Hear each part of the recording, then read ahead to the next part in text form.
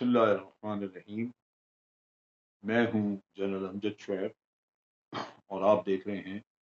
T D P Analytica. آج ہم بات کریں گے پاکستان اور سعودی عربیہ کے تعلقات کے بارے میں، جو کہ بہت دیرینہ ہیں اور بہت گہرے تعلقات ہیں، لیکن حال ہی میں کچھ ان کے بارے میں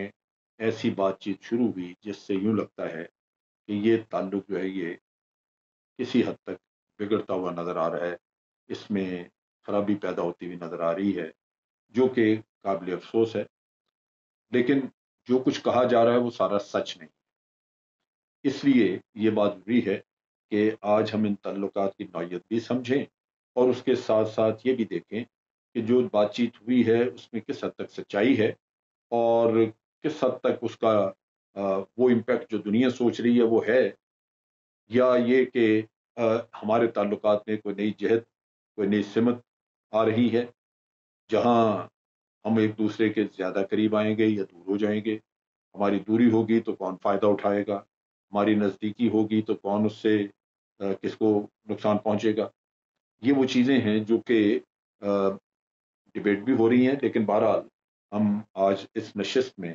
اس کے اوپر بات کریں گے اور کوشش کریں گے کہ اس کے سارے پہلوؤں کا جائزہ لیا جائے۔ سعودی عربیہ کے ساتھ ہمارے تعلقات 1947 سے، 1947 میں جب پاکستان بنا تو چونکہ یہ ایک اسلامی ریاست تھی اور ایک مذہبی جذبہ اور مسلمانوں کے اندر ایک بہت زیادہ ولولہ دین کا اور اس جذبے کے تحت محبت اس پاک سرزمین سے جہاں سے ہمارا دین اٹھا اور جہاں ہمارے نبی پاک صلی اللہ علیہ وسلم کا روزہ مبارک موجود ہے، لہذا ایک دینی روحانی لگاؤ اس سرزمین کے ساتھ اور اس عقیدت کی وجہ سے ہمیشہ پاکستان اپنے سعودی بھائیوں کو ایک عزت، تکریم اور محبت کی نظر سے دیکھتا رہا۔ وہ زمانہ وہ تھا کہ پاکستان بھی بے سر و سامانی کا شکار تھا، نیا ملک اور وسائل بالکل ناپید تھے، لیکن آہستہ آہستہ جیسے ہمارے حالات کچھ بدلی ہوئے تو بہتری آنی شروع ہوئی، کچھ ذرائع آمدن بہتر ہونے شروع ہوئے، کوئی حکومت پاکستان کے پاس کچھ ذرائع بہتر ہو گئے، پیسے وغیرہ آمدن کچھ ہوئی بڑی۔ بہرصورت ہم یہ تو نہیں کہہ سکتے کہ پاکستان ایک بہت متمول ملک تھا، لیکن ڈیفینیٹلی ایک چیز واضح تھی کہ سعودی عربیہ کے حالات ہم سے بھی بہت ناگفتہ تھے اور ہمارے پاکستانی لوگوں کے اندر اس قدر محبت تھی، اتنا جذبہ تھا کہ وہ سعودی بہن بھائیوں کے لیے بہت کچھ کرنا چاہتے تھے۔ مثلا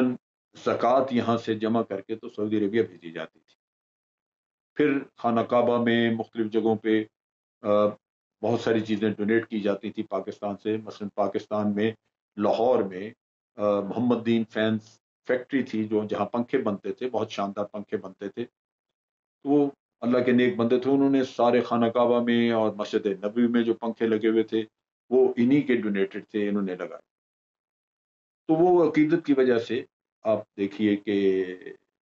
یہ تھا۔ بات کہنے کی یہ ہے کہ سعودی عربیہ آج ایک دولت مند ملک موجود ہے، ضرور ہے، لیکن ہمیشہ سے دولت مند نہیں تھا۔ یہاں پہ جو صورتحال ہوئی اس کا اندازہ آپ اس سے کریے کہ میں جب اسکول میں پڑھتا تھا تو اس زمانے میں سعودی عربیہ سے ایک معلم وہاں پہ آئے اور آ کے انہوں نے ہمارے جو پرنسپل صاحب تھے ان کے آفس کے باہر جا کے بیٹھ گئے، ان کو بتایا کہ میں نے مختلف لوگوں کو حج کرائے تھے پاکستانیوں کو، اور انہوں نے جو اپنے پتے ایڈریسز وغیرہ دیے تھے، آج وہ ایڈریسز جو ہیں ان پہ میں آ کے ان کو ڈھونڈ رہا ہوں، وہ ایڈریس نہیں مجھے ملتے، وہ لوگ نہیں ملے۔ حقیقت یہ ہے کہ میں بڑا غریب آدمی ہوں، غربت ہوں تو معلم، لیکن آپ کو پتہ ہے کہ سعودی عربیہ میں غربت ہے، لہذا مجھے میری مدد کی جائے۔ تو وہاں پہ یعنی آپ یوں سوچئے کہ ویسے کوئی بھکاری اگر اسکول میں آ گھسے تو اس کو دھکے مار کے باہر نکال دیا جاتا ہے، بھکاری کو اسکولوں میں اندر آنے کی اجازت نہیں ہوتی۔ لیکن ان صاحب کے لیے، یہ جو معلم تھے، ان کے لیے خاص طور پہ یہ کہا گیا سارے اسکول کے بچوں کو کہ آپ کو جو جو جیب خرچ ملا ہے وہ ان کی جھولی میں ڈال دیجیے۔ چنانچہ بچے لائن لگا کے ایک طرف سے شروع ہوئے اور ان کی جھولی میں وہ ڈالتے رہے اپنی جیب سے جو پیسے چند سکے جس جس کے پاس تھے وہ ان میں ڈالے، اور وہ انتہائی تشکر کے ساتھ وہ پیسے جمع کر کے تو وہاں سے گئے۔ ہمارے عربی کے ٹیچر تھے، وہ عربی میں ان سے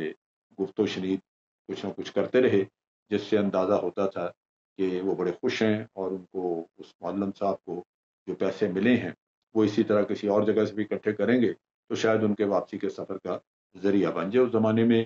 جہازوں کا سفر تو نہیں تھا، لیکن بحری جہاز کے ذریعے، شپ کے ذریعے لوگ آتے جاتے تھے، کئی کئی دن لگتے تھے، تو یہ وہ ذریعہ تھا۔ پھر یہ ہوا کہ وہاں پہ 60s کے دہائی میں تیل نکل آیا۔ تیل نکلنے سے آپ نے دیکھا کہ تیل پوری دنیا کی ضرورت تھی، پھر ریل پہل شروع ہو گئی، پیسہ آنا شروع ہوا۔ جب پیسہ آنا شروع ہوا تو اس زمانے میں، اس سے پہلے یمن میں جنگ شروع تھی۔ یمن میں جو مغربی، جنوبی اور شمالی یمن کے درمیان جنگ تھی، اور یہ جنگ ایسی، وہاں پہ یمن ایک ایسا ملک ہے جو انتہائی دشوار گزار، پہاڑی علاقہ، رگڈ، پانی ہے نہیں۔ لوگ جو وہاں کے ہیں وہ تو شاید وہاں پہ جینے کا ڈھنگ جانتے ہیں کہ وہ کیسے وقت گزار سکتے ہیں، لیکن یہ چیز باقیوں کے لیے، باقی دنیا کے لیے یہ کافی بڑا مسئلہ ہے۔ لہٰذا یمن ہمیشہ ایسا ایک ملک ہے جہاں پہ مختلف وقتوں میں، مختلف ادوار میں حملے ہوتے رہے، افواج جاتی رہیں، لیکن کامیابی نہیں ان کو مل سکی۔ سلطنت عثمانیہ نے بھی یمن کو قبضہ کرنے کی کوشش کی، بہت سارا نقصان اٹھایا، 2 ڈھائی سال کی کیمپین ہوئی، لیکن قبضہ نہ ہو سکا۔ پھر جب شمالی اور جنوبی یمن کی جنگ تھی، آپس میں خانہ جنگی، تو اس وقت بھی جنوبی یمن کی مدد کے لیے جمال عبد الناصر جو مصر کے صدر تھے، انہوں نے اپنی فوج بھیجی، تقریباً کو 75,000 کے قریب ان کے فوجی آئے، لیکن 2 3 سال کی جنگ کے بعد وہ کوئی 25,000 کے قریب لوگوں کو واپس لے کے گئے یہاں سے۔ تو یہ وہ تھا ملک جو کہ اب برسر پیکار تھا، اور سعودی عربیہ کا جو علاقہ ملتا ہے یمن کے ساتھ، اس پہ خطرہ تھا۔ 1969 میں پاکستان نے دفاع کا انتظام کر کے دیا، اور ہمارے اپنے جو آرمی ملٹری انجینئرز ہیں، آرمی انجینئرز نے ان کے دفاعی مورچے اور دفاع کا سارا سسٹم ان کو بنا کے دیا کہ آپ یمنیوں کے خلاف اپنا دفاع کر سکیں۔ پھر یہ کہ چونکہ ان کے پاس تیل کی دولت آنی شروع ہوئی، تو یمنیوں نے آ کے سعودی عربیہ میں ملازمتیں کرنی شروع کر دی۔ آج کہا جاتا ہے کہ سعودی عربیہ کی اپنی آرمی میں تقریباً 40 سے 45% یمنی لوگ ہیں جو جاب کر رہے ہیں یا سروس کر رہے ہیں۔ تو یہ اس وقت تو صورتحال خراب تھی، لیکن بعد میں دولت کی وجہ سے بدل گئی، یمنیوں کو بھی ضرورت پڑی وہاں پہ آ کے جاب کرنے کی، کام کرنے کی، محنت مزدوری کرنے کی، لہذا وہ خوش ہوئے۔ اور اسی طرح دنیا کے اور بھی اسلامی ممالک سے بہت سارے لوگ وہاں پہ جا کے جاب کرنے لگے، کیونکہ دولت آنے کے بعد وہاں پہ ڈیولپمنٹ کا کام شروع ہو گیا، بلڈنگیں بننی شروع ہو گئیں، بہت کچھ بنا۔ اب چیز یہ ہے کہ تعلقات پاکستان کے اور سعودی عربیہ کے بتدریج اچھے ہوتے رہے، اور ایک وقت آیا کہ جب 1971 کی جنگ، شاہ فیصل وہاں پہ اس وقت بادشاہ تھے سعودی عربیہ کے، اور انہوں نے بھرپور حمایت کی پاکستان کی، یہاں تک کہ جب مشرقی پاکستان الگ ہوا، بنگلہ دیش بن گیا، تو بنگلہ دیش بھی ایک اسلامی ملک بنا، ایک مسلمان آبادی تھی وہاں پہ، اس کے باوجود سعودی عربیہ نے اس بات سے انکار کر دیا کہ وہ بنگلہ دیش کو کسی بھی صورت تسلیم نہیں کریں گے، کیونکہ اس کو پاکستان تسلیم نہیں کرتا، پاکستان کا وہ حصہ تھا، پاکستان سے الگ کر دیا گیا، اور ہم اس کو ایک علیحدہ ملک تسلیم نہیں کر سکتے۔ پھر یہ وقت آیا کہ جب اسلامک کانفرنس وغیرہ ہوئی لاہور میں، ذوالفقار علی بھٹو ہمارے اس وقت وزیر اعظم تھے، انہوں نے کی، اور اس کے ساتھ ساتھ پھر جب یہ فیصلہ ہوا کہ آپ نے بنگلہ دیش کو تسلیم کرنا ہے، اس سے پہلے یہ بنگلہ دیش تسلیم کرنے کا ہوا، تو پھر سعودی عربیہ نے بھی بنگلہ دیش کو ایک علیحدہ ملک کے طور پہ تسلیم کیا۔ آپ اس سے اندازہ کریں کہ ان کا پاکستان کی طرف جھکاؤ کس قسم کا تھا، کتنا لگاؤ تھا۔ پھر وہ وقت آیا جب یہاں پہ گلف میں ایک جنگ شروع ہو گئی، ایک طرف تو عراق نے کویت پہ حملہ کر کے کویت پہ قبضہ کیا، دوسری طرف اس سے پہلے وہ ایران کے ساتھ بھی انہوں نے جنگ چھیڑی ہوئی تھی. سو ایران عراق جنگ جو ہے وہ شروع ہو گئی جب شاہ ایران وہاں سے گئے تو یہاں پہ عراقیوں نے ایران پہ حملہ کر دیا. اب جب حملہ کرنا، یہ اس وقت یہ امام خمینی وہاں پہ موجود تھے، ان کا یعنی دور تھا جب یہ جنگ شروع ہوئی. تو یہ جنگ تقریباً 9-10 سال جاری رہی. اس میں اب بہت بڑی پرابلم یہ آ گئی کہ ایران ایک ہمارا ہمسایہ ملک ہے، ایک برادر ملک، اور آپ ذہن میں رکھیے کہ شاہ ایران کے ہوتے ہوئے پاکستان کے قریب ترین تعلقات تھے ایران سے. ایران نے ہر مشکل وقت میں پاکستان کی مدد کی، یہاں تک کہ جب بھارت سے جنگ ہوئی 1971 کی، تو اس وقت بھی شاہ ایران نے کہا کہ آپ اپنے جہاز اور بہت ساری جو آپ کے اسٹریٹجک ایسٹس ہیں وہ آپ ایران میں رکھیے تاکہ بھارت ان پہ حملہ نہ کر سکے. تو ہمیں بہت ساری صورت دی، ہمارے PIA کے جہاز ادھر چلے گئے. لیکن جب یہ ایران کے اوپر حملہ ہوا عراق کی طرف سے، تو سعودی عربیہ چونکہ عراق کی مدد کر رہا تھا، یہ عراق کے ساتھ تھا، تو اس سٹیج کے اوپر ہمارے لیے یہ کافی بڑا ایک ڈائلما بنا، ایک پرابلم آ گئی کہ ہم کس کا ساتھ دیں. لہذا اس زمانے میں ایک بیلنسنگ ایکٹ کرنا پڑا. اور پھر وہ وقت آیا کہ جب یہ 1990 میں غالباً عراق نے کویت کے اوپر حملہ کیا اور ان کا قبضہ کر لیا، اور پھر اس جنگ میں امریکہ کود پڑا. اور اس وقت یہ سعودیز کو فکر لاحق ہوئی کہ یہ نہ ہو کہ یہ ایسا نہ ہو کہ کہیں صدام کی افواج جو ہیں وہ جا کے تو سعودی عربیہ میں بھی گھس جائیں. لہذا پاکستان کو اپنی افواج جو تھیں وہ دینی پڑی. سعودی عربیہ میں ہم نے افواج بھیجی جو عراق بارڈر کے اوپر دفاع کرتی رہیں. اور اس سے پہلے بھی ہماری افواج 1985 میں ہمارا 1985 پہ ایک سیکورٹی کا ایگریمنٹ ہوا تھا جس کے تحت ہم سیکورٹی وہاں پہ مہیا کرتے تھے باہر کے حملوں کے خلاف سعودی عربیہ کو. اور یہ ہمارے لوگ بڑی خوشی سے یہ سمجھا جاتا تھا کہ یہ ایک سعادت ہے ہمارے لیے کہ ہم اس کا ایک مقدس سرزمین کا دفاع کر رہے ہیں. لہذا ان تعلقات کی بنا پہ آپ دیکھیے کہ ہماری سب سے بہتر ریلیشن شپ جو ڈیولپ ہوئی سعودی عربیہ کے ساتھ وہ سیکورٹی کے معاملات پہ ہوئی، جہاں ہم نے پرماننٹلی وہاں پہ اپنی افواج کو رکھنا شروع کیا. مختلف اوقات میں مختلف تعداد ہماری فوج کی رہی. ایک وقت میں تقریباً 20,000 کے قریب وہاں پہ لوگ تھے، ہمارے فوجی تھے، لیکن بعد میں پھر کم ہوئے. اور پھر ایک وقت آیا کہ ہم نے صرف وہاں پہ ٹریننگ کے لیے اپنے فوجی رکھے ہوئے تھے. پھر پچھلے دنوں کچھ سال پہلے 1 یا 2 سال پہلے ہم نے پھر مزید کچھ فوجی بھیجے جو ان کی مزید ٹریننگ کی ضرورت تھی، کچھ سیکورٹی کی ان کی ریکوائرمنٹ تھی تو وہ بھیجے. تو سیکورٹی کا تعلق ہمارا بڑا گہرا رہا. اسی طرح آپ دیکھیے کہ معاشی ایک تو یہ سیکورٹی کا تعلق تھا. سیاسی اعتبار سے میں نے جیسے بتایا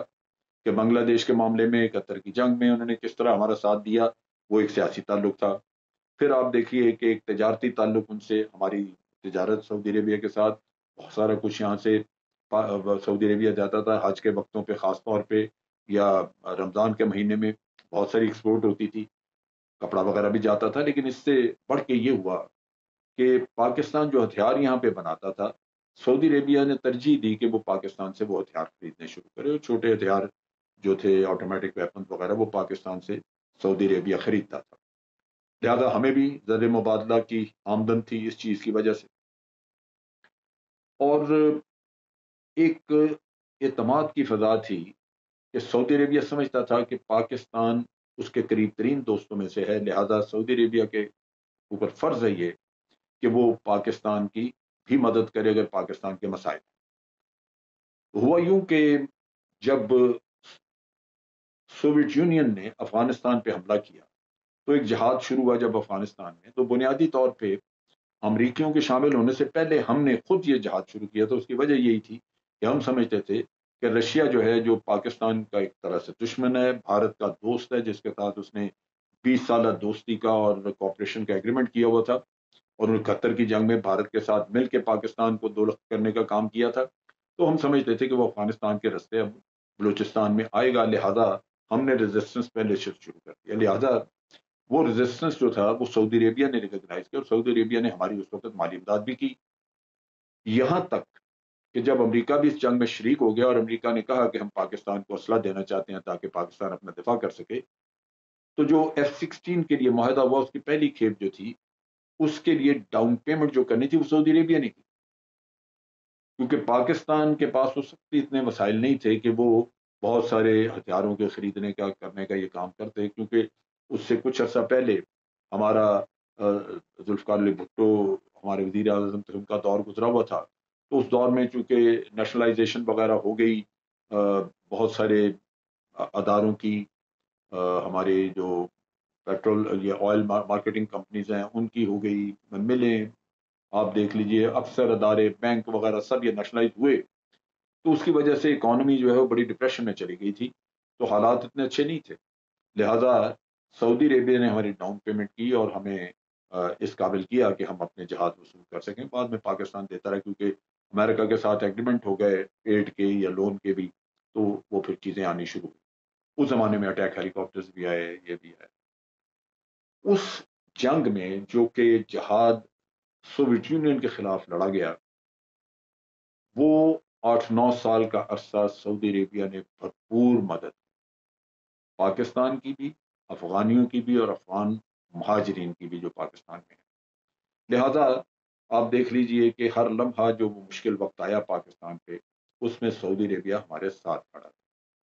اب آ جاتا وہ دور جب سوویت یونین ختم ہو گیا، اور سوویت یونین کے خاتمے کے ساتھ ہی خطے کی سچویشن بدل گئی، امریکی یہاں سے نکل گئے، اور امریکہ کے چلے جانے کے بعد پرابلم بن گئی کہ جناب اب اس خطے کو کیسے ٹھیک کیا جائے۔ تو مجاہدین کے اوپر سعودیز کا بڑا انفلوئنس تھا، لہذا اس جنگ کی وجہ سے، کیونکہ جنگ میں سعودیز نے ان کی بڑی مدد کی تھی، لہذا ہم سعودیز کے تعاون کے ساتھ کوشش کرتے رہے کہ افغانستان کسی طرح اسٹیبل ہو جائے اور یہاں امن آ جائے اور ایک ان کی قومی حکومت بن جائے۔ اس دوران میں سعودی عربیہ نے نہ صرف پاکستان کا پولیٹیکلی ساتھ دیا، امریکہ کے بہت قریب تھے، بلکہ وہ وقت آیا 98 کا جب کہ ہم ایٹمی دھماکہ کرنے کے قریب تھے۔ جب ایٹمی دھماکہ ہم نے کرنا تھا تو اس وقت بھی ہمارے ملک میں وسائل کی بڑی قلت تھی، پہلے ہی کوئی ہماری اکانومی کو اتنی اچھی نہیں تھی، لیکن یہ احساس تھا کہ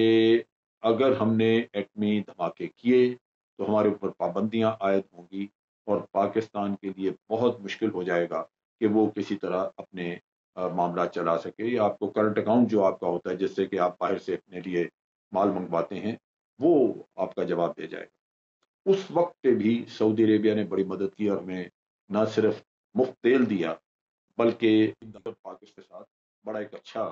آپ کہہ لیجیے کہ تعلق واسطہ رکھا، اور پاکستان کو ایک طرح کا سپورٹ کر کے رکھا تاکہ پاکستان اس دھماکے کے باوجود اپنے معاملات چلا سکے۔ یہ کنگ عبداللہ کا وقت تھا اور بڑے گہرے تعلق ہمارے ملک میں اس وقت نواز شریف صاحب ہمارے وزیر اعظم تھے، تو یہ بھی چلتا رہا۔ پھر مشرف کا دور آیا اور آپ نے دیکھا کہ جب مشرف کے وقت میں نواز شریف صاحب کو ملک بدر کرنا کیا، انہوں نے ملک سے جانا پڑا، اور جب وہ گئے یہاں سے تو یہ بھی سعودی عربیہ کی ایک مہربانی تھی، انہوں نے جنرل مشرف کے ساتھ بات چیت کر کے معاملہ کر کے ایک ایگریمنٹ وغیرہ کر کے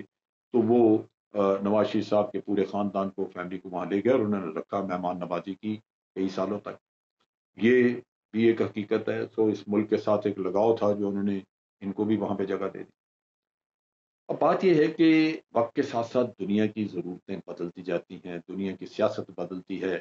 ملکوں کے مفادات بدلتے جاتے ہیں، وہ ہر وقت ایک جمود کا شکار نہیں ہوتے کہ مفادات جو ہیں وہ جیسے آج ہیں وہ 50 سال بعد وہی ہوں گے یا 10 سال بعد وہی ہوں گے۔ وہ یہ کہ صورتحال جیسے بدلنی شروع ہوئی تو اس میں سب سے پہلے تو آپ دیکھیے کہ یمن میں سعودی عربیہ کا ایک جھگڑا شروع ہو گیا، سعودی عربیہ نے یمن پہ حملہ کیا، جنگ شروع ہو گئی۔ اس جنگ سے پہلے ہی سعودی عربیہ کے ایران کے ساتھ تعلقات بہت بگڑ چکے تھے، اور ایران کی ایک آپ کہہ لیجئے کہ ایران جو انفلوئنس کرنا چاہتا تھا عرب ممالک میں شیعہ پاپولیشن کو، اس کی وجہ سے سعودیز اس چیز کو شک کی نگاہ سے دیکھتے تھے، کیونکہ سعودی عربیہ میں جو ان کا نجران کا علاقہ ہے جو کہ یمن کے ساتھ ملتا ہے، اس علاقے میں یمنی آباد ہیں، کیونکہ یہ نجران کا علاقہ کسی زمانے میں یمن کا حصہ ہوتا تھا،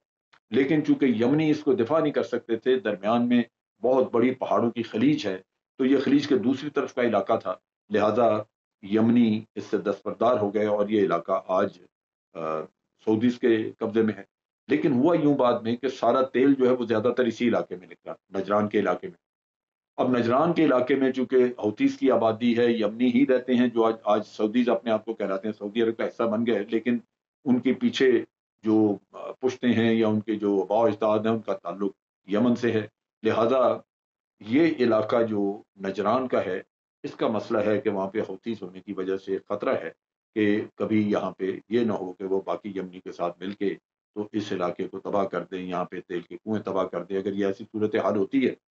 تو نیچرلی سعودی عرب کی آمدن پہ اثر پڑتا ہے۔ لہذا یہ ایک ایشو تھا جس کی وجہ سے سعودیز جو ہیں وہ ہمیشہ اس چیز کو شک کی نگاہ سے دیکھتے تھے کہ ایران حوثیز کے ساتھ تعلقات بڑھاتا ہے۔ جو نجران کا علاقہ ہے وہاں بھی حوثیز کے ساتھ ایرانیوں نے اپنا انفلوئنس بڑھانے کی کوشش کی۔ یمن میں انفلوئنس تھا ان کا، عراق میں شیعہ پاپولیشن تھی، وہاں پہ انہوں نے اپنا انفلوئنس، لبنان میں، سیریا میں، جہاں جہاں شیعہ پاپولیشن ہے، بحرین میں، تو وہ انہوں نے اپنا انفلوئنس بڑھایا، جو کہ سعودیز ان کو شک کی نگاہ سے دیکھتے تھے۔ سعودیز نے چنانچہ سمجھنا شروع کیا کہ ان کے لیے سب سے بڑا خطرہ آج ایران ہے، لہذا وہ اس کو کاؤنٹر کرنے کے لیے کوشاں رہے۔ اسی اسنا میں جب یہ جنگ شروع ہوئی بھی یمن میں، اور کھل کے ایران نے بھی یمنیوں کی مدد کرنی شروع کی، باغی ٹولے کی، ادھر سے جو دوسرا گروپ تھا جس کو جو سنی گروپ ہے اس کو سعودیز نے مدد کرنی شروع کی، اور پھر سعودیز کو جنگ میں کود پڑے۔ یہ وہ وقت تھا جب وہ چاہتے تھے کہ پاکستان بھی اس جنگ میں سعودیز کے ساتھ شامل ہو جائے اور جنگ کا حصہ بنے۔ سعودی عربیہ کی آرمی جو ہے وہ تو شاید آگے نہ جائے، وہ اپنی ایئر فورس وغیرہ یوز کریں، اور پاکستان آرمی جو ہے وہ جا کے یمن میں جنگ لڑے۔ نواز شریف صاحب اس زمانے میں گئے اور انہوں نے جا کے سعودی عربیہ میں کنگ محمد بن سلمان کو ملے، اور وہاں پہ جا کے ان کو یقین دہانی کرائی کہ میں اب ٹروپس بھیجوں گا، ہم اپنی فوج بھیجیں گے۔ لیکن جب واپس آئے تو ان کو بتایا گیا کہ ہم تو ایک بہت بڑی جنگ خود لڑ رہے ہیں ٹیررزم کے خلاف، اور ادھر ہم ایل او سی کے اوپر پھنسے پڑے ہیں، مغربی اپنی مشرقی سرحدوں پہ، مغربی سرحدوں پہ ٹیررزم پھیلا ہوا ہے، فوج تو کوئی ایسی ہے نہیں کہ آپ جہاں کہیں بھیج سکیں، اور ویسے بھی ہماری پالیسی نہیں ہے کہ ہم دوسرے ملکوں کی جنگ میں جا کے اپنے آپ کو جھونکیں۔ ہم اگر کوئی سعودی عربیہ کے دفاع کے لیے کر رہے ہیں تو وہ صرف ایک مقدس مقامات کی وجہ سے، اپنے نبی کی محبت میں ہم یہ ایک فریضہ انجام دینا چاہتے ہیں، تاکہ وہاں پہ کوئی باطل قوتیں آ کے ہماری مقدس سرزمین کو پامال نہ کریں۔ لیکن یہ نہیں کہ اگر سعودی عربیہ چاہے کہ وہ جا کے فلاں ملک پہ حملہ کر دے، سیریا پہ حملہ کر دے، کسی اور پہ کر دے اور ہم اس کا حصہ بن جائے، وہ ہماری پالیسی نہیں ہے۔ تو پھر نواز شریف صاحب کو پارلیمنٹ کے ذریعے اپنی قرارداد پاس کروا کے تو سعودیز کو بتانا پڑا کہ جناب ہم آپ کا یہ کام نہیں کر سکتے۔ لہذا سعودیز اور ایمریٹ والے، یہ یو اے ای وغیرہ، یہ پاکستان سے ناراض تھے، اور ان کا پاکستان کے ساتھ تعلق بگڑ گیا۔ اس وقت سے کچھ ناراضگی چل رہی تھی۔ اب یہ ہے کہ سعودیز کے اپنے مفادات، آپ دیکھیے کہ تیل میں پچھلے دنوں تیل کی قیمتوں میں کس قدر کمی آئی اور تیل کا کاروبار تباہ ہو گیا۔ آج کورونا کی وجہ سے پچھلے 7-8 مہینے میں تیل کی کنزمپشن ویسے ہی نہیں رہی، لوگ سفر نہیں کرتے، ہوائی جہاز، ایئر لائنیں بند ہو گئی، ایئر لائنیں بالکل آپ کہہ لیجیے کہ برباد ہو گئی ان کی اکانومی۔ ان حالات میں جب تیل کا کاروبار بھی نہیں رہا، سعودیز کے پاس بھی پیسے نہیں، لیکن ہمیں ضرورت تھی، اس سے پہلے ہم نے سعودی سے لون لے لیا، $3 بلین کو ہم نے لون بھی دے دیا، اس کے ساتھ ساتھ انہوں نے کہا جی ہم ڈیفرڈ پیمنٹ پہ آپ کو تیل بھی دے دیں گے، بڑی مہربانی ان کی۔ لیکن یہ چیز ان کے بھی ذہن میں تھی کہ تیل کی آمدن ہمیشہ نہیں رہے گی، اگر تیل کے کنویں بھی سوکھ جائیں تو کیا کریں گے، لہذا آج ان کے پاس جو دولت ہے وہ دنیا میں دائیں بائیں انویسٹ کرنا چاہتے ہیں۔ انہوں نے بڑی بڑی ریفائنریز ہیں یہاں پہ انڈیا میں، سو انہوں نے انڈیا میں انویسٹمنٹ کا سوچا۔ اب ان کی انویسٹمنٹ سیف رہتی ہے، وہاں پہ ان کو آمدن آتی ہے اگر انڈیا کے ساتھ ان کے تعلقات ٹھیک رہتے ہیں۔ انڈیا پاکستان کا دشمن ہے، ہماری جنگ ہے، ہم توقع کرتے ہیں کہ ہمارے دشمنی کی وجہ سے بھارت کے ساتھ ان کی قربت نہ بڑھے، لیکن وہ اپنے ملک کے مفاد میں، اپنی اکانومی کے مفاد میں دیکھتے ہیں کہ ان کے تعلقات ہونا چاہیے۔ لیکن اصل حقیقت اس میں جو ہے وہ یہی ہے کہ سعودی عربیہ بھارت کے ساتھ جو تعلقات بڑھا رہا ہے وہ معاشی تعلقات ضرور ہیں، شاید اس میں وہ پاکستان کے وہ حمایت نہ کر سکے جو پہلے کرتے تھے، لیکن یہ بھی ایک حقیقت ہے کہ وہ کبھی بھارت کے ساتھ مل کے پاکستان دشمنی کا کام بھی نہیں کرے۔ وہ اسی طرح ہے جس طرح ہمارے ایران کے ساتھ تعلقات ہیں، اور ہم یہ کبھی نہیں کریں گے کہ سعودی عربیہ جو ایک اور برادر اسلامی ملک ہے، ہم ایران کے ساتھ مل کے ان کے مفادات کے خلاف کام کریں، ہم یہ نہیں کریں گے۔ دونوں ملک ہمارے دوست ہیں، لیکن دونوں کی ہم دونوں کے ساتھ مل کے نہیں کر سکتے کہ ہم ایک دوسرے کے خلاف کام کریں، ہم نیوٹرل رہیں گے، اور یہی چیز ان کے اپنے ملک کے مفاد میں ہے۔ اسی طرح ایران اپنا مفاد دیکھتا ہے، ہمارے ساتھ تعلقات رکھے ہوئے ہیں پاکستان کے ساتھ، لیکن بھارت کے ساتھ بھی ان کے بڑے گہرے تعلقات تھے۔ تو یہ صورتحال تھی۔ اب ان حالات میں، ان دنوں میں جو سیاسی صورت سامنے نظر آ رہی تھی وہ یہ تھی کہ ٹرکی، جہاں پہ عدنان خشوگی کا قتل ہوا اور آپ نے دیکھا کہ وہ محمد بن سلمان کو پھنسانا چاہے، انہوں نے محمد بن سلمان کے لیے انفیکٹ اس کے لیے ثبوت ڈھونڈے کہ یہ ملوث ہے اس کے قتل میں۔ لہذا یہ کوشش رہی ٹرکی کی کہ وہ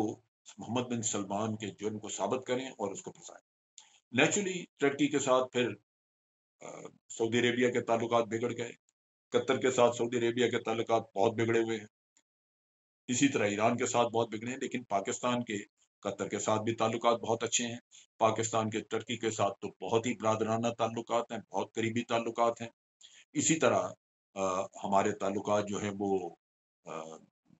ایران کے ساتھ ہیں، اچھے تعلقات ہیں، بے شک سعودی عربیہ ان کو سب کو دشمن سمجھے۔ یہاں یہ بھی ہوا کہ جب یہ ٹرکی اور یو اے ای کے درمیان یہ فٹ بال ورلڈ کپ کرانے کے لیے ایک ٹسل تھی، تو ہمیں ابو دھابی نے یا دبئی نے، یو اے ای نے ہمیں ریکویسٹ کی کہ آپ نے ہمارے فیور میں ووٹ دینا ہے، لیکن جب ٹرکی اور یو اے ای کا مقابلہ آ گیا تو پاکستان نے ٹرکی کو ووٹ دیا، اس پہ پھر ان کو بڑی ناراضگی۔ تو یہ وقتاً فوقتاً آپ دیکھتے ہیں کہ ایسی فرکشنز آتی رہی، لیکن اوور آل تعلق اچھا رہا۔ اب چیز یہ کہ اب یہ مسئلہ سامنے آیا کیوں؟ یہ مسئلہ اس لیے آیا سامنے اور اس لیے بڑا کہ ہمارے محترم شاہ محمود قریشی صاحب نے ریسنٹلی کشمیر کے مسئلے پہ بیان دیا 5 اگست کو، اور انہوں نے کہا کہ یہ جو کشمیر کا مسئلہ ہے اس پہ او آئی سی نے ہمیں بڑا مایوس کیا ہے، سپورٹ نہیں دی۔ ہم او آئی سی کو بتانا چاہتے ہیں کہ ہماری توقع یہ ہے کہ وہ اب اسلامی ممالک کے وزرائے خارجہ کا اجلاس کریں اور کشمیر کے اوپر ایک واضح سٹانس لیں پاکستان کی سپورٹ میں۔ اگر یہ نہیں کریں گے، یہ ہماری ایکسپیکٹیشن ہے، اگر یہ نہیں کریں گے تو میں اپنے وزیر اعظم کو مشورہ دوں گا کہ پاکستان ان لائک مائنڈڈ ممالک کے ساتھ مل کے اپنا علیحدہ ایک سلسلہ کر لے، بجائے اس کے کہ ہم او آئی سی کی طرف دیکھتے رہیں۔ لہذا اس چیز کی وجہ سے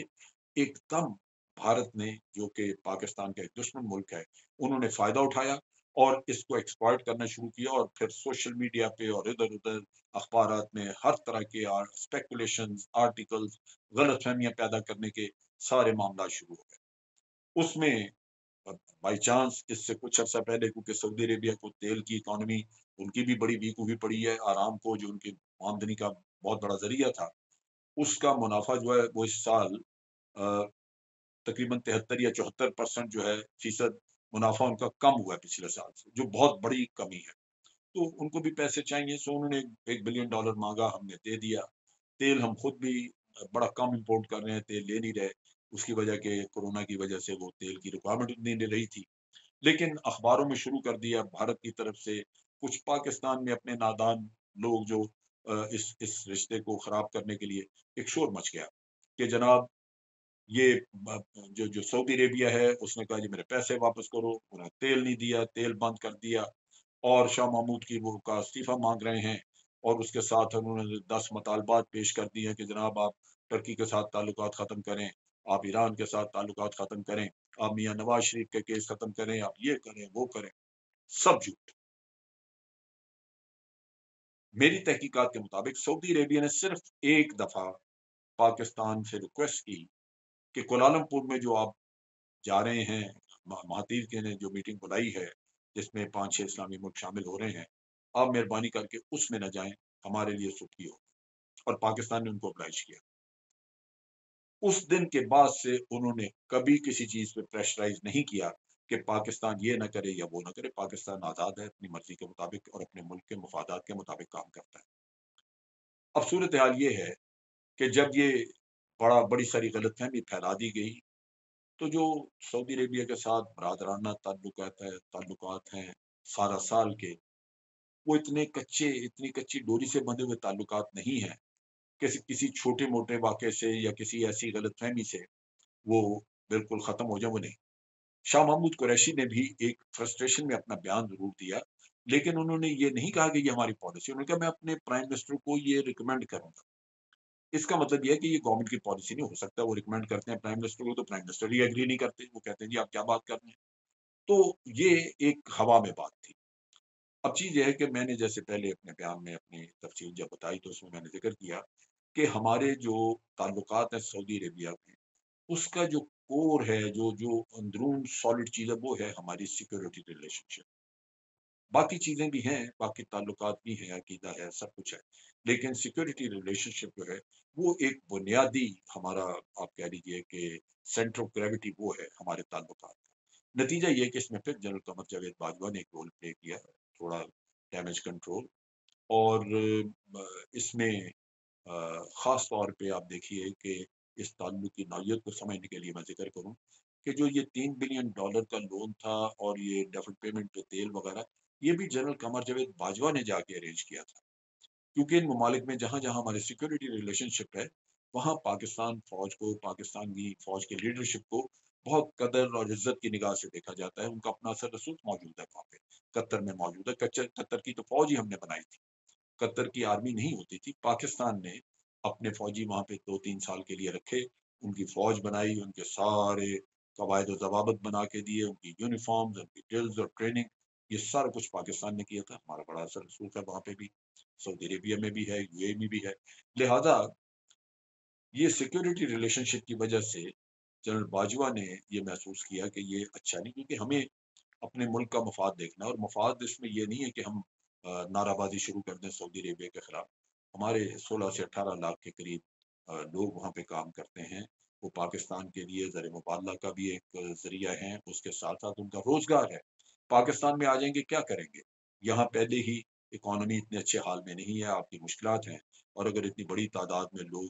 بیکار ہو کے, بے روزگار ہو کے یہاں پہ آ کے بیٹھ جائیں تو ان کو کون سنبھالے گا؟ لہذا عقل مندی کا تقاضا تھا کہ آپ اس طرح نہ کریں, آپ ان کے ساتھ تعلقات اچھے رکھیں. اور یہ بھی آپ نے دیکھا کہ جب سعودی عرب کے فرما روا شہزادہ محمد بن سلمان یہاں آئے تھے, تو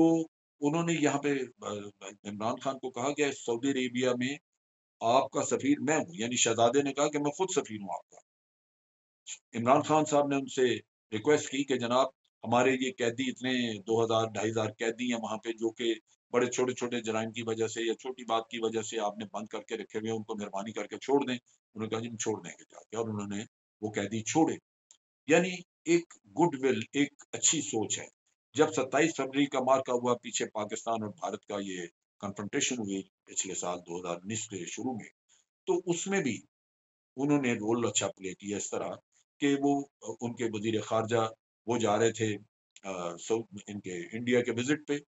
لیکن اس معاملے کی وجہ سے وہ انڈیا جانے کے بجائے پاکستان آئے. پہلے پاکستان کا موقف سنا, کیونکہ انہوں نے کہا میں جاؤں گا جب انڈیا تو بالکل اس جھگڑے کے بارے میں, پاکستان کے بارے میں بات وہ کریں گے, لیکن مجھے سب سے پہلے آپ کا موقف پتہ ہونا چاہیے تاکہ ہم آپ کی وکالت کر سکیں. اور وہ گئے اور انہوں نے پاکستان کی بات کی وہاں. تو یہ چیزیں ہمیں ذہن میں رکھنی چاہیے. اب صورتحال یہ ہے کہ میں چونکہ یہ کہتا ہوں کہ یہ تعلقات بڑی گہری بنیادوں پہ ہم نے استوار کیے ہوئے تھے, چنانچہ وقت کے ساتھ غلط فہمیاں ہوتی ہیں. غلطی یہ ہوئی کہ شاہ محمود قریشی صاحب کو پبلکلی یہ بات نہیں کرنی چاہیے تھی. آپ اپنے گھر میں بیٹھ کے جو اسٹیک ہولڈرز ہیں ان کے ساتھ میٹنگ کر کے جو جی چاہے ڈسکس کرنی, آپ کا رائٹ ہے, لیکن یہ نہیں کہ یہ جو ڈسکشنز آپ نے کرنی ہیں ان کو پبلک میں آپ ڈسکشن کرنے سے پہلے ہی ایک نعرہ لگا دیں. اس کے نیگیٹو امپیکٹس آنے کے چانسز ہیں. اگر نہیں بھی آئیں گے تو آپ کے دشمن اس کو ضرور اچھالیں گے اور ایکسپلائٹ کریں گے. تو صورتحال بالکل انڈر کنٹرول ہے, تعلقات درست ہیں. ابھی آپ نے دیکھا کہ تھوڑا وقت پہلے ہی, ایک آدھ دن پہلے, سعودی عربیہ کے ایمبیسڈر جنرل باجوہ کو آ کے ملے. جنرل باجوہ کے بارے میں بھی پتہ چلا ہے کہ وہ 16 تاریخ کو سعودی عربیہ کا دورہ کرنے جا رہے ہیں. یہ ساری چیزیں جو ہیں یہ غلط فہمیاں دور کرنے کے لیے ہوتی ہیں کہ کوئی غلط فہمی نہ ہو, لیکن یہی ساتھ موقع ہوتا ہے کہ آپ سعودی عربیہ کو بتائیں گے کہ آپ ہم سے یہ توقع کرتے ہیں, بالکل ہم آپ کی توقعات پہ پورا اتریں گے. آپ ہمارے محسن ہیں, آپ ہمارے دوست ہیں, آپ نے سب کچھ ہمارے لیے کیا, لیکن ہم کچھ ان حالات میں جو آج کے معروضی حالات ہیں, ہم ان میں ان وقتوں میں, ان حالات میں آپ سے کچھ توقعات رکھتے ہیں. اور توقعات بھی اپنے لوگوں سے ہوتی ہیں, شکوہ بھی اپنے لوگوں سے ہوتا ہے. اگر ان سے توقعات پوری نہ ہو تو ناراضگی اور رنجش بھی انہیں سے ہوتی ہے. جو آپ سے, جس کے تعلقات اچھے نہیں, جس کے ساتھ دشمنی, اس سے آپ نے کیا لینا, اس سے کیا مانگنا, اس کے تو تعلقات ہی ٹھیک نہیں, اس سے تو توقعات ہیں ہی نہیں آپ کی. لہذا یہ موقع ہوگا کہ جنرل باجوہ پاکستان کی توقعات بھی ان کو کنوے کریں گے. اور ان کو قائل کریں گے تو ہو سکتا ہے کہ معاملات آگے ایک اور اچھی سمت کی طرف چل پڑے، اور یہ جو آج آپ کو نظر آتا ہے کہ شاید تعلقات میں کوئی گڑبڑ ہو گئی، یہ شاید پہلے کی نسبت آپ کو کسی اچھے رستے پہ لے نکلے۔ تو اس طرح ہے، ایک ڈیمیج کنٹرول بھی ہوا، اور آج تعلقات کی نوعیت بالکل ویسی ہے۔ میں نہیں سمجھتا کہ سعودی عربیہ کے ساتھ ہمارے تعلقات جو ہے کسی بھی صورت میں افیکٹ ہوئے ہیں۔ یہ ایک ایسا گہرا رشتہ ہے، ایک ایسا محبت کا رشتہ ہے، ایک اتنا قریبی تعلق ہے جو وقتی ضرورتوں کے تحت خراب نہیں کیا جا سکتا۔ وقتی مسلطیں ہو سکتی ہیں دونوں ملکوں کی، ہماری بھی ہو سکتی ہیں۔ ہم سعودی عربیہ کی خوشی اور خوشنودی کے لیے ترکی کو نہیں چھوڑ سکتے، ہم سعودی عربیہ اور ان کی خوشنودی کے لیے ایران کو نہیں چھوڑ سکتے۔ اگر سعودی عربیہ ان کو خوش کرنے کے لیے ہمیں افواج بھیجنی ہوتی تو ہم یمن میں جا چکے ہوتے۔ ہم بھی اپنی منمانی اور اپنے مفادات کی روشنی میں کام کرتے ہیں، لیکن ایک بائیلیٹرل تعلق کا ہوتا ہے کہ جہاں دو ملکوں کے درمیان اپنے تیسرے ملک کو باہر رکھتے ہوئے دو ملکوں کے درمیان اپنے معاملات میں ہے کہ جہاں جہاں ہمارے کامن انٹرسٹ ہیں ان کے اوپر ہم مل کے کام کریں، اور جہاں ہمارے اختلافات ہیں ان کو نہ چھیڑیں، ان پہ ہٹ کے رہیں تاکہ آپس کا تعلق نہ بگڑے۔ تو یہ اصول ہے، یہ پرنسپل ہے جو آج ہم فالو کرتے ہیں، اور اس کی روشنی میں فورن پالیسی ہماری مرتب کی جاتی ہے۔ لہذا آج صورتحال یہ ہے کہ انشاءاللہ سعودی عربیہ کے ساتھ تعلقات اچھے رہیں گے، اور میرا اپنا اندازہ ہے کہ بہت ساری چیزیں ایسی آئندہ آئیں گی کہ سعودی عربیہ ہماری توقعات کے مطابق کام کرے گا۔ اس کے ساتھ ہی میں اجازت چاہتا ہوں۔ امید ہے کہ یہ جو میں نے وضاحت کے ساتھ سعودی عربیہ اور پاکستان کے تعلقات پہ بات کی ہے، اس سے کچھ شبہات ہمارے لوگوں کے دور ہو جائیں گے۔